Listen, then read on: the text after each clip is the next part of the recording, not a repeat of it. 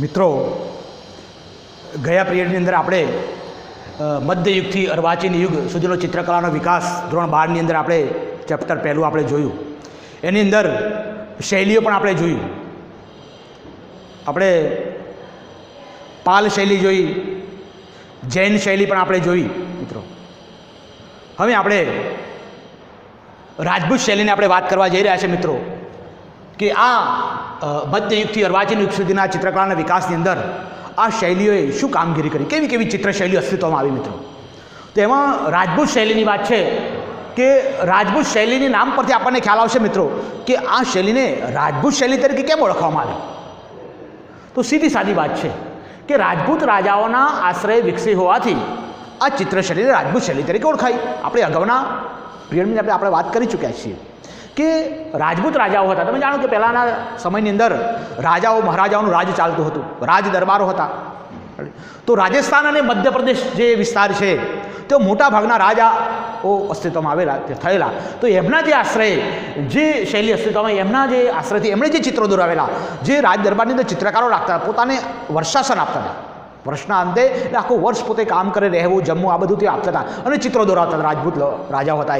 એ રાજાઓના સમયની અંદર જે ચિત્ર શૈલી અસ્તિત્વમાં આવી, જેવા ચિત્રો દોર્યા એમણે, એને એક શૈલીનું નામ આપ્યું. શૈલી એટલે કે પદ્ધતિ. તેને કેવી પદ્ધતિ ચિત્રો દોર્યા છે. તો આ પદ્ધતિ જેણે ચિત્રો દોર્યા એટલે કે એને નામ આપવામાં આવ્યું કે રાજપૂત શૈલી તરીકે ઓળખાઈ હતી. તમે જુઓ છો કે રાજસ્થાન અને મધ્યપ્રદેશની અંદર આ શૈલીનો વિકાસ થયો. રાજસ્થાન કે ભારતની અંદર રાજસ્થાન અને મધ્યપ્રદેશ એ બે રાજ્ય આવેલા છે અને બે રાજ્યો જોઈન્ટ છે, એકબીજાને મળતા છે, પડોશી રાજ્યો જેને કહી શકાય.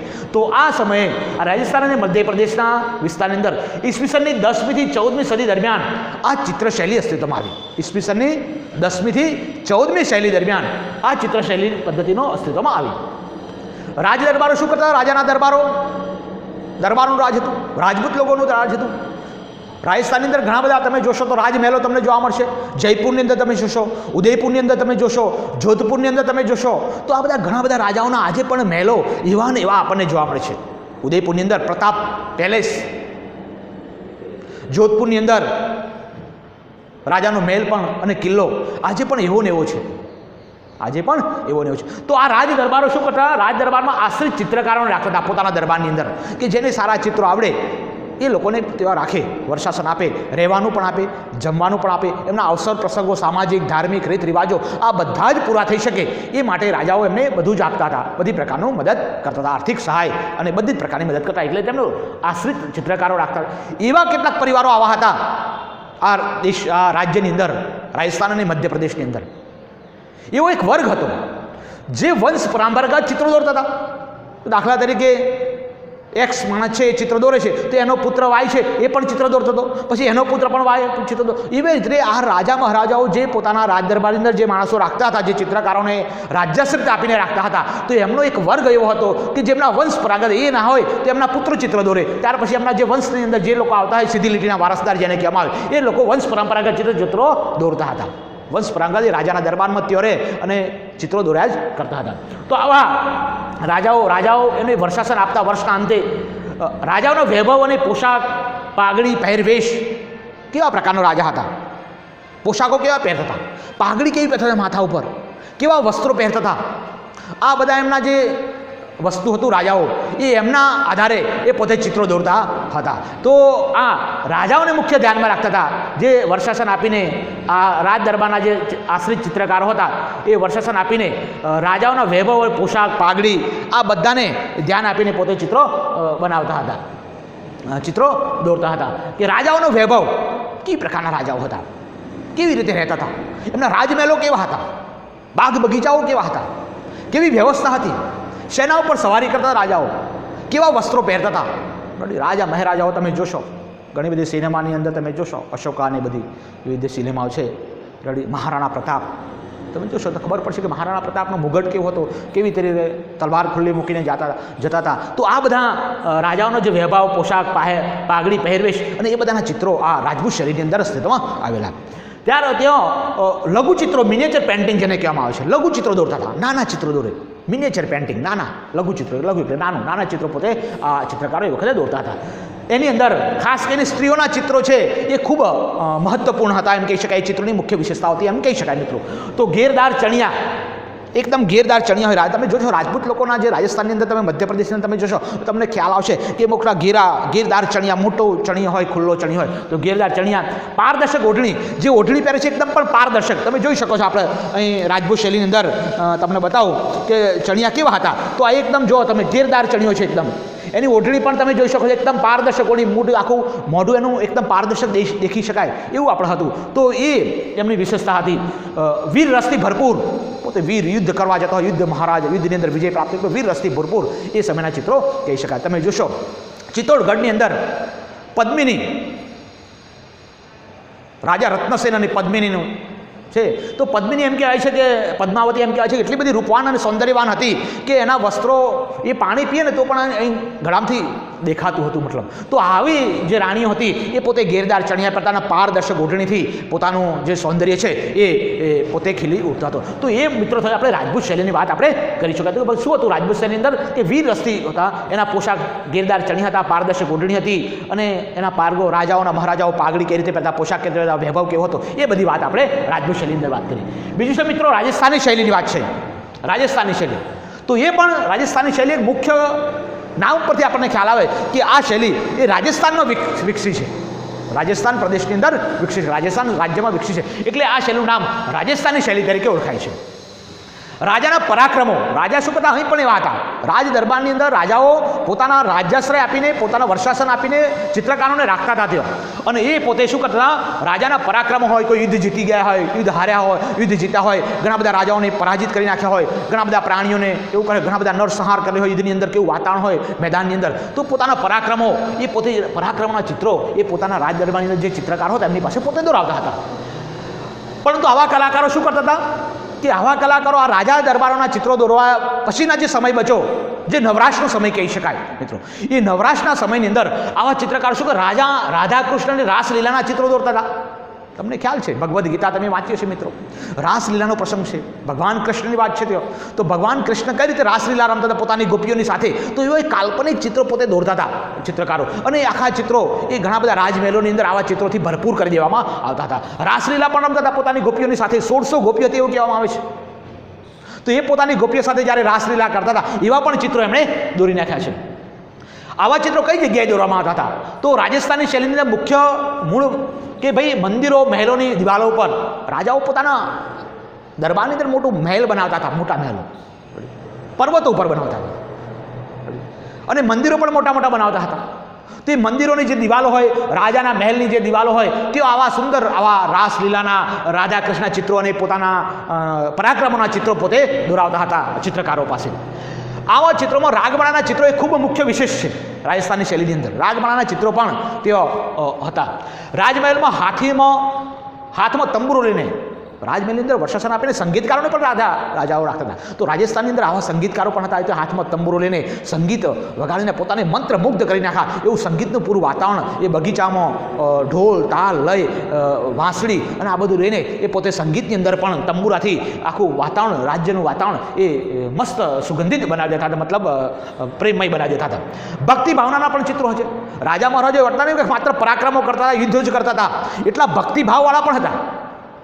એ પોતાના ભક્તિભાવના ચિત્રો પણ પોતાના ચિત્રકારો પાસેથી દોરાવતા હતા વર્ષાસન આપીને. તો આ શૈલીની અંદર ભક્તિભાવના ચિત્રો પણ ઘણા બધા જોવા મળે છે. તમે જોઈ શકો છો કે ભાઈ આ શૈલીની અંદર, રાજસ્થાની શૈલીની અંદર આ ભક્તિભાવવાળા ચિત્રો પણ છે. તમે જોશો અહીં કૃષ્ણ ભગવાન છે પોતાની ગોપીઓ સાથે એવું કરે છે, રાસલીલા રમે છે.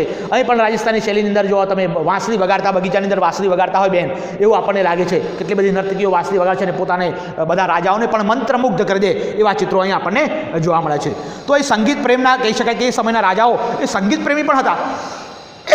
ત્યાર પછી આવે છે મોગલ શૈલી. મિત્રો તમે જાણો છો ભારત દેશની અંદર મોગલોએ આક્રમણ કર્યું અને રાજાઓ કેટલા પરાજિત થયા અને મોગલ સામ્રાજ્યની સ્થાપના થઈ.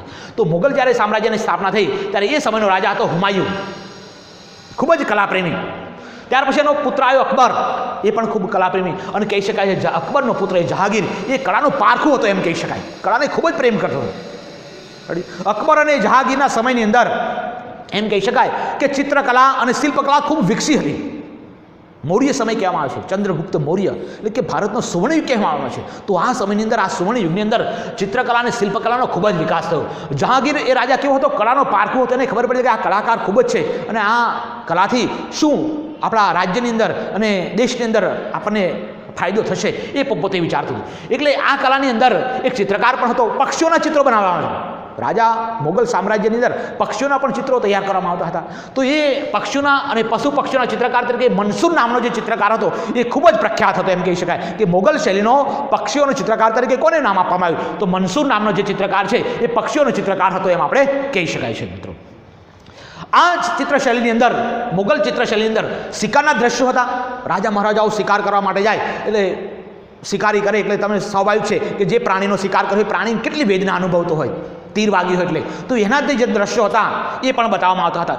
યુદ્ધના દ્રશ્યો યુદ્ધ કરવા માટે જાય એટલે રાજા મહારાજાઓ લડતા હોય એકબીજાની સામે સામે, તલવારો, હાથીઓ, ઘોડાઓ, કેટલાય નરસંહાર થતો હોય, કેટલાય સૈનિકો મરી જતા હોય. આવા પણ દ્રશ્યોના જે ચિત્રો હતા એ પણ એ સમયના રાજા મહારાજાઓ પોતે દોરાવતા હતા મોગલ શૈલીની અંદર. દ્રશ્યના ચિત્રો, રાજમહેલના ચિત્રો જોવા મળે છે. રાજમહેલની અંદર પણ ખૂબ જ ચિત્રો દોરાવતા હતા. એ સમયની અંદર ઘણા બધા ગ્રંથો પણ ચિત્રો મોગલ સામ્રાજ્ય રાજાઓએ ચિત્રકારોને વર્ષાસન આપીને પોતાના જે ધર્મગ્રંથો હતા એમના પણ ચિત્રો દોરાયા. એમાં છે ઉર્દુ ધર્મગ્રંથો હતા, એમાં બાબરનામા, શાહનામા જેવા ચિત્રો, જેવા જે ગ્રંથો છે એના ઉપર પણ ચિત્રાંકનો એમણે કરાવ્યા હતા. અને એમ કહી શકાય કે આ મોગલ શૈલીનો છેલ્લો રાજા પછી થાય છે એ ઔરંગઝેબ રાજા આવે છે. અને આ ઔરંગઝેબ રાજા હતો એ કળાનો બિલકુલ વિરોધી એમ કહી શકાય, દુશ્મન એમ પણ કહી છે તો પણ ખોટું નથી. આ આવ્યો અને જે કલાકારો દેશની અંદર, જે રાજ્યની અંદર, રાજસ્થાનની અંદર જે મોગલોની અંદર જે કલાકારો હતા એમને વર્ષાસન આપવાનું બંધ કરી દીધું અને શિલ્પકલાને પણ વિધ્વંસ કરવા મળ્યો, નાશ કરવા મળ્યો અને કલાકારોને પોતે વર્ષાસન આપવાનું બંધ કર્યું, કલાકારોને કોઈ મહત્વ આપવાનું બંધ કર્યું. એટલે આ કલાકારો શું કરતા હતા, એ મોગલ શૈલી એટલે કે આ મોગલ રાજાઓ હતા એ ત્યાંથી છોડી એમણે અને હિમાલયની હિમાચ્છાદિત ગિરિમાળાઓ તરફ પોતે વસવા રવાના થયા. એમ કહી શકાય કે આ છેલ્લો રાજા ઔરંગઝેબ આવ્યો અને આ મોગલ કલાનો મૃત્યુ ઘંટ વાગ્યો એમ આપણે કહી શકાય કે એ સમયે ઔરંગઝેબના સમયથી કલાકારો ત્રાહિમામ પોકારી ગયા. એમને વર્ષાસન આપવાનું બંધ કરી દીધું. એ તો જો વર્ષાસન આપવાનું બંધ કરી દે તો એમને કઈ રીતે પોતાનું જીવન ગુજારવું પડે? તો સ્વાભાવિક છે. તો આનાથી કંટાળીને એ સમયના જે કલાકારો હતા, આ મોગલ શૈલીના જે કલાકારો હતા એ પોતાને રાજા દરબાર છોડી અને પોતે હિમાલયની જે એવું છે તળેટીઓ છે હિમાલય તરફ જઈને વસ્યા અને તેથી મોગલ સામ્રાજ્યનો અંત આવ્યો એમ કહી શકાય. આ સમયનો કલાકારો જે હતા એ કાગળ ઉપર તો ચિત્રકાર દોરતા હતા પણ કાપડ ઉપર ચિત્રકાર દોરતા અને તેને સુંદર મઢતા હતા. સુંદર મઢીને એ ચિત્રો પોતે દોરતા હતા. છેલ્લી જે ચિત્રશૈલી છે મિત્રો એ આપણે વાત કરીશું કે કાગડા શૈલી. કાગડા શૈલી એવી ચિત્રશૈલી છે કે જે આ મોગલ સામ્રાજ્ય જે છે એ આવે અને એના અંત પછી આ શૈલીનો વિકાસ થયો એમ આપણે કહી શકાય. કાગડા શૈલી, તો કાગડા શૈલીની અંદર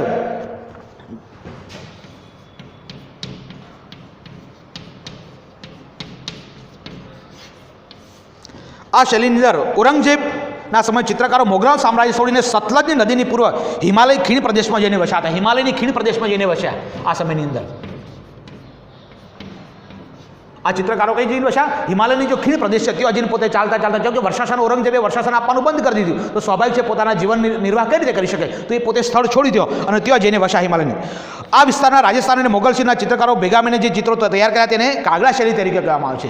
રાજસ્થાનના ચિત્રકારો પણ તેઓ મળ્યા અને હિમાલયના પ્રદેશમાંથી જે ઈરાની પ્રદેશમાંથી જે લોકો આવ્યા એ બધાને ભેગા થઈને જે ચિત્રો કર્યા એટલે આ ચિત્રને કાગડા શૈલી તરીકે ઓળખવામાં આવે છે. આ શૈલીનો મુખ્ય વિષય શું હતો? કૃષ્ણ ભક્તિનો મુખ્ય વિષય હતો. ભગવાન કૃષ્ણ ભક્તિ, કૃષ્ણની ભક્તિના જે ચિત્રો હતા એ દોરતા હતા આ સમયના ચિત્રકારો હતા. કૃષ્ણની ભક્તિ જો ભગવદ્ ગીતા વાંચ્યું હશે રેડી અને આના આધારે જે ચિત્રો એમને અસ્તિત્વમાં આવેલા છે મહાભારતની અંદર જે કૃષ્ણની કેવી ભક્તિ હતી કેવી હતા તો મોટો કૃષ્ણના બધા જીવન ચરિત્રો બાલ્યાવસ્થાથી જે છે ખુદીના જે ચિત્રો હતા મહાભારતની જે રચના થઈ રેડી બધા પર્વો આદિ પર્વો બધા 18 પર્વોના જે ચિત્રો હતા એ ચિત્રો પોતે દોરતા હતા કૃષ્ણ ભક્તિના. રાજસ્થાની શૈલીના કેટલાક ચિત્રો છે એનું પુનરાવર્તન, કારણ કે આ બંને ચિત્રકારો ભેગા થઈને આ ચિત્ર શૈલી અસ્તિત્વમાં આવેલી છે એટલા માટે એનું ઘણા બધા ચિત્રોનું પુનરાવર્તન આપણે જોવા મળે છે કે રાસલીલા, કૃષ્ણ ભક્તિના ચિત્રો હતા, રાસલીલાના ચિત્રો હતા, આ બધા ચિત્રો આપણને જોવા મળે છે. પહાડી પ્રાકૃતિક દ્રશ્યોની ચિત્રકૃતિઓમાં પારદર્શક રંગો વધુ ધુમ્મસ દર્શાવતા તેમની સૂઝ નિરાલી છે. આવા રંગો પૂરતા થયો કે આમ ચિત્રની અંદર ધુમ્મસ આવી હોય, વરસાદ પડતો હોય ને કેવી ધુમ્મસ આવે, એ કૃષ્ણ ભક્તિના જે ચિત્રો હતા ધુમ્મસવાળું વાતાવરણ હોય અને ચિત્રો દોરતા હોય એવું લાગે. હિમાલયની પર્વતની ગિરિમાળાઓ બરફને એ બધું થયું હોય એવા ચિત્રો પોતે દોરતા હતા. પહાડી પ્રાકૃતિક દ્રશ્યોની ચિત્રકૃતિઓમાં પારદર્શક રંગો ધુમ્મસ દર્શાવતા ચિત્રો વધારે જોવા મળે છે. આ ચિત્રમાં રેખાઓ અજંતાના ચિત્રો જેવી લયયુક્ત નજાકત ધરાવે છે. તેના કારણે પાત્રો રૂપાળા અને આકર્ષક મુખાકૃતિવાળા જોવા મળે છે. હિમાલય આપણે જોઈ શકીએ અજંતાના ચિત્રોનો કેવા લયયુક્ત છે વાતાવરણ પૂરું સુંદર ચિત્ર દોરાય, લાંબા સમય સુધી ટકી રહેલા ચિત્રો છે. તો આના જે કોપી છે આપણને એવું કહી શકાય કે ભાઈ આ કાગડા શૈલીની અંદર એ અજંતાના ઇલોરાના ચિત્રોની અસર આપણને જોવા મળતી એવું લાગે છે. પાત્રો કેવા હતા? એકદમ રૂપાળા અને આકર્ષક મુખાકૃતિવાળા હતા. એમનો મુખ આકૃતિઓ કેવી હતી? એકદમ આકર્ષક મુખાકૃતિઓ હતી એમ આપણે કહી શકાય. કાગડા શૈલીની અંદર મુખ્ય વાત છે સ્ત્રીઓનું આલેખન કેવું હતું? તો ભાવપૂર્ણ અને કાવ્યાત્મક આલેખન, એકદમ ભાવપૂર્ણ અને કાવ્યાત્મક. તો આ સમયના જે ચિત્રકારો હતા એ સ્ત્રીઓનું એકદમ ભાવપૂર્ણ, એકદમ ભાવવાહી ચિત્ર સ્ત્રીઓનું બતાવતા અને કાવ્યાત્મક ચિત્રો બનાવતા હતા. નાજુક શરીર હતું સ્ત્રીઓનું, એકદમ નાજુક શરીર, સીધી અને અણીવાળું નાક, એકદમ લાંબી અણીવાળું નાક હોય એવું એ સમયના ચિત્રકારોને એમ કહી શકાય. આ રીતે અણીવાળું નાક એ સમયને જે ચિત્રકારો હતા એ દોરતા હતા. ગોળ મુખમંડળ ઉપર ઢળતું કપાળ, એકદમ ગોળ એનું મુખમંડળ હતું, એની અંદર ઢળતું કપાળ હોય એવા ચિત્રો હતા. ચિત્રોનું લાવણ્ય પ્રદર્શિત કરે છે. તો એ સમયના જે ચિત્રકારો હતા એ સ્ત્રીઓના પાત્રોની અંદર આ અણીવાળું નાક હતું, સીધું નાજુક શરીર, સીધી અણીવાળું નાક, ગોળ મુખમંડળ, ઢળતું કપાળ, ચિત્રમાં લાવણ્ય પ્રદર્શિત. પુરુષોમાં કૃષ્ણના જીવન પ્રસંગોનું આલેખન અને પુરુષોની અંદર શું હતું? કૃષ્ણના જીવન પ્રસંગોનું આલેખન કરીને ચિત્રો બનાવતા હતા. જ્યારે પુરુષ ચિત્ર દોરે તો કૃષ્ણ ભક્તિના ચિત્રો હોય એવું આપણને લાગતું હતું. કાશ્મીરની હિમાચ્છિદ ગિરિમાળાઓનું સૌંદર્ય દર્શાવતા આ ચિત્રો કાગડા શૈલીની વિશેષતા છે. આ શૈલીની મુખ્ય વિશેષતા એ છે કે કાશ્મીરનું હિમાચ્છિદ, કાશ્મીરની અંદર બરફ વર્ષા થાય, વરસાદ પડે, બરફ પડે અને હિમાચ્છિદ વાતાવરણ કેવું હોય એવા ચિત્રો પોતે દોરતા હતા. તમે અહીં જોઈ શકો છો ચિત્રોની અંદર કે આ જો સ્ત્રી અને પુરુષ છે, આ હિમાચ્છિદ જો આ બરફ કેવો સવાયેલો છે, પોતે કાશ્મીરનું પોતે વાતાવરણ, આખું પૂરું વાતાવરણની અંદર આવા ચિત્રો તે પોતે કરતા હતા. આ શૈલી કાગડા પ્રદેશમાં વિકસી હોવાથી કાગડા શૈલી તરીકે ઓળખાય છે. આ શૈલી કેવી છે? કાગડા પ્રદેશમાં વિકસી હોવાથી આ શૈલીનું નામ આપવામાં આવ્યું કે કાગડા શૈલી તરીકે વિકાસ થયો. કાગડા શૈલીના ચિત્રકારોમાં મૌલારામ અને હરિદાસ વગેરે ખૂબ મહત્વના ચિત્રકારો હતા એમ કહી શકાય.